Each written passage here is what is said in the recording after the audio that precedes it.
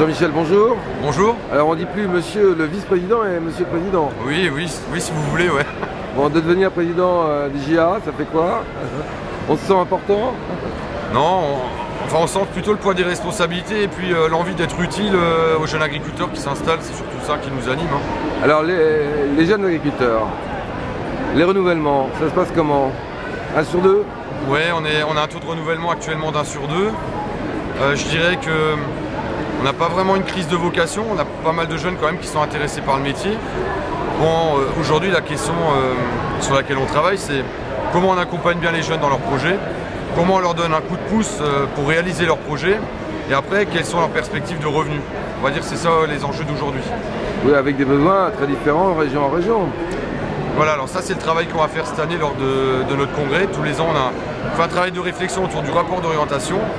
Et aujourd'hui, c'est vrai, on a un coup de pouce financier qui nous est donné.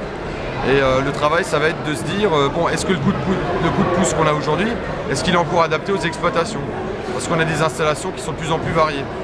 Ça peut aller de l'installation en circuit court jusqu'à l'installation en viande bovine, construire une étape de vache laitière, enfin, voilà, c'est très très varié et on va s'atteler à ça cette année. Donc c'est un enjeu pour vous? C'est un enjeu important pour nous. Alors l'accompagnement des jeunes agriculteurs, ça consiste en quoi en pratique? Alors on a fait un gros travail il y a 2 ans justement de grosses réformes de l'accompagnement à l'installation. Et je dirais que l'accompagnement financier se place aussi dans cette ligne de réforme de dispositifs. Aujourd'hui on a des jeunes qui s'installent à un âge plus avancé, 28 ans d'âge moyen. Donc souvent ils ont fait des détours professionnels, ils ont souvent travaillé autre part avant de revenir sur l'exploitation. On a également un jeune sur 3 qui ne s'installe pas sur l'exploitation familiale. On a des projets qui sont de plus en plus variés. Ce qui est un risque là quand même. C'est un risque plus grand en tout cas. De ne pas s'installer sur une exploitation. Oui, c'est vrai, ouais. Mais ça montre bien qu'on a des jeunes qui sont intéressés par le métier d'agriculteur, qui sont vraiment passionnés par le fait de travailler avec du vivant, d'être son propre patron. Et ça montre bien que des vocations, il y en a, quoi. Donc on a fait un travail de réforme d'accompagnement, c'est-à-dire accompagner mieux les jeunes dans leurs projets. D'un tronc commun, on est passé sur un système plus adapté au projet de chacun. Et le travail qu'on va faire sur l'accompagnement financier, qui repose aujourd'hui sur dotation jeunes agriculteurs et sur prêts bonifiés, aujourd'hui c'est également d'adapter en fonction des projets. Et après effectivement il y a toute la question de comment construire également le revenu, parce que on est à 2 ans d'une réforme de la politique agricole commune. On voit également une fluctuation importante des prix agricoles. Et puis également plein de choses intéressantes sur le terrain, avec plein de jeunes qui se mobilisent, des partenariats qui se construisent sur des projets locaux qui sont très intéressants. Alors, les partenaires, et sur les énergies renouvelables également. On va en parler, Jean-Michel, oui. Donc actuellement il y a une flambée du prix des céréales, oui, au détriment donc, des éleveurs. On ne sortira jamais de ce problème de régulation. Alors je dirais que ça c'est un problème qui est complexe, dans lequel je pense que les céréaliers n'ont pas tous été payés au prix affiché dans les médias. Mais en même temps où c'est vrai, enfin moi je suis éleveur de volaille, les 2 tiers du coût de mon poulet c'est de l'aliment acheté. Quand le prix des céréales double, c'est mon prix de l'aliment quasiment qui double avec, quoi. Donc aujourd'hui on est confronté à ça. Alors il y a 3 niveaux d'intervention. Il y a le travail qu'on est en train d'organiser au niveau du G20 pour essayer de voir de comment nous les organisations agricoles mondiales, on peut essayer de pousser à la roue au niveau de nos chefs d'État qui vont se retrouver en France pour essayer de leur faire des propositions.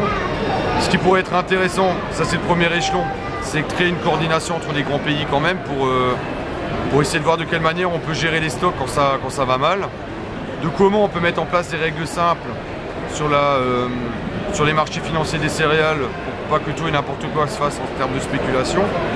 Après il y a le 2e échelon qui est la politique agricole commune. Mais justement comment pouvez-vous intervenir ou lutter contre la spéculation? Il y a ce premier échelon comme je vous disais. Ouais. Donc il y a un échelon difficile, mais sur lequel, après moi je dis toujours... ça paraît très difficile quand même. Ça paraît difficile, mais je pense qu'il faut travailler à ce niveau-là également, parce que tout est toujours bon à prendre pour trouver des solutions pour les agriculteurs. Donc l'objectif c'est d'avancer là-dessus.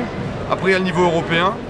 Bon, on passe d'une situation quand même où on nous a dit plus d'outils de régulation, à une situation où on va quand même en maintenir. Après, à voir de ce qu'on peut travailler avec les autres pays pour essayer de construire des choses. Et après, il y a également notre travail au niveau français, qui est les partenariats qu'on peut essayer de construire. Parce qu'un agriculteur seul sur un marché, c'est rien. Il y a différents intervenants, il y a nous les agriculteurs, il y a nos industriels qui peuvent être des coopératives, des entreprises privées, il y a également les pouvoirs publics. comment on peut travailler en bonne intelligence pour essayer de valoriser au mieux les produits de nos agriculteurs.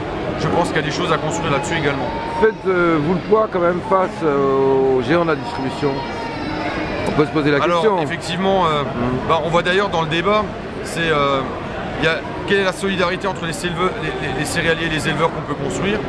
Alors c'est quelque chose de complexe et qui à mon avis peut être fait qu'au niveau local. C'est entre ceux qui collectent des céréales, ceux qui fabriquent l'aliment, quels sont les schémas qu'on peut construire dans lesquels on peut essayer de stabiliser les revenus des uns et des autres. Ça, à mon avis, il y a peut-être un travail à faire là-dessus. Bon, là j'ai dit une belle phrase, mais c'est pas facile à faire, mais je pense qu'il faut quand même s'y atteler. Après, il ne faut pas perdre de vue qu'il y a également un travail à faire au niveau de la grande distribution. Par exemple, là, le mois de février, c'est quand même un mois important. On négocie les prix des produits alimentaires dans la GMS. Et pour nous, c'est important quand même de mettre la pression pour que les augmentations, elles se fassent. Il faut qu'elles se fassent de façon juste par rapport au panier de la ménagère. Mais elles sont nécessaires parce que, moi je dis toujours, il y a un emploi sur 7 qui est lié dans ce pays à notre activité, à l'agriculture, à l'agroalimentaire. Et il faut trouver juste équilibre entre l'emploi de la ménagère et son panier, quoi. Et on va être vigilant à ça. Et après, il y a sur le plus long terme, ce qu'on peut essayer de construire aussi en partenariat avec, au niveau local, autant avec nos industriels que éventuellement également avec la grande distribution, ou peut-être on peut faire des choses sans être naïf, quoi, parce que bon, faut pas non plus exploiter les agriculteurs, mais il y a peut-être des choses à valoriser. Aujourd'hui, on est au salon de l'agriculture, on a une diversité de produits, je pense qu'on retrouve nulle part ailleurs. Et on a de la grande distribution présente dans les pays étrangers. Charge aussi à eux et à nous d'essayer de travailler, à essayer de vendre l'excellence de nos produits parce que notre présence est sûrement à construire aussi. Et vous pensez qu'on est insuffisamment présent, même en Europe? Écoutez, aujourd'hui, moi ce que je déplore, c'est que par exemple sur les marchés européens, quand on va dans des supermarchés, c'est vrai que les produits français sont très peu présents. Il y a, je pense, un travail à faire de valorisation de nos produits. On a des réseaux de distribution français qui sont parmi les plus grands. Alors, l'objectif, c'est de faire passer les justes prix, une bonne répartition de valeur ajoutée. Alors ça, c'est un combat de tous les jours. Mais après, il y a peut-être des choses aussi à construire pour essayer de valoriser nos produits. Et à faire un travail local, je pense aussi dans la restauration hors domicile. Parce qu'il est quand même inacceptable, par exemple dans la viande bovine, que 80% de la viande provient d'Amérique latine, d'Allemagne ou de Hollande, quoi. Aujourd'hui, on a des collectivités, des pouvoirs publics qui nous disent manger local. Bon, moi je les prends au mot, quoi. Il y a peut-être des choses à construire là-dessus. Alors, ça fait 3 jours que vous êtes au salon. Quelles sont les questions qui vous sont le plus fréquemment posées? Alors, les questions qu'on nous pose aujourd'hui, il y a un mélange de long terme et de court terme, quoi. C'est comment se passe l'installation des jeunes, donc c'est ce que je vous disais, comment on les accompagne, comment on peut leur donner un coup de pouce financier plus efficace pour financer les projets, la hausse du prix de l'aliment que vous venez de citer, quoi, ça c'est souvent repris, la situation par rapport à la grande distribution, et puis moi ce que je dirais c'est que on a quand même une situation aujourd'hui où on voit que les curseurs sont en train de bouger au niveau mondial, quoi. On a parlé souvent de l'accroissement démographique. Aujourd'hui, on est en plein dedans, quoi. On a une élévation du niveau de vie et effectivement, il y a une spéculation sur laquelle il faut essayer de travailler. Mais ça montre quoi? Qu'il y a une énorme tension en fait entre l'offre et la demande alimentaire, quoi. Et ça montre quoi? Ça montre que les questions alimentaires vont devenir centrales, quoi. Enfin, je prends le prix du baril de pétrole. Quelques années, il était à 10 $, aujourd'hui, il est à 100, quoi. Et je pense que sur l'alimentaire, et par rapport aux pays en voie de développement, justement, on voit bien de l'autre côté des rives de la Méditerranée. Bon, il y a différents facteurs aujourd'hui qui font que il y a énormément de choses qui sont en train de s'y passer au niveau de la mise en place de la démocratie et ce genre de choses. Mais on voit également que le poids de l'alimentation est en train de flamber. C'est quand même des pays où un tiers de leurs dépenses sont orientées vers l'alimentation. Alors qu'on ce poste-là flambe, c'est effectivement très déstabilisant. Et ça pose des questions quand même de stabilité de l'alimentation mondiale. Et ça montre quoi? Que l'agriculture, elle a un avenir, quoi. Mais il faut la construire. Et pour la construire, il faut que nous, nos industriels, les pouvoirs publics, on soit partenaires. Et je compare ça toujours à une équipe de foot. Une équipe de foot, on gagne par le collectif. Et l'agriculture, c'est pareil, c'est par le collectif qu'on gagnera. On a tous, comme dans ce sport, un rôle à jouer. On a nous les agriculteurs, on a nos coopératives, nos industriels, on a les collectivités, on a les pouvoirs publics. comment on arrive à avoir une stratégie pour gagner ensemble. Et si on gagne ensemble, c'est la France qui gagne. On a une excellence de produits, je pense qu'on est les meilleurs au monde à faire des produits aussi bons, aussi variés. Maintenant, il faut qu'on se donne les moyens de les vendre. Il faut qu'on se donne également les moyens de prendre le virage des énergies renouvelables. Hein, sur le photovoltaïque, là, ça peut finir, là, ça peut louper. Là. Bah, écoutez, on va dire que c'est un loupé. On peut dire que c'est un gros loupé dans la mise en œuvre. Nous, on a alerté les pouvoirs publics régulièrement sur une mise en œuvre beaucoup plus concrète. Bon, j'espère qu'on va être écouté parce que ça peut être un bon levier dans les projets de nos jeunes pour développer de la production en lait, pour développer de la production même en circuit court, en viande bovine.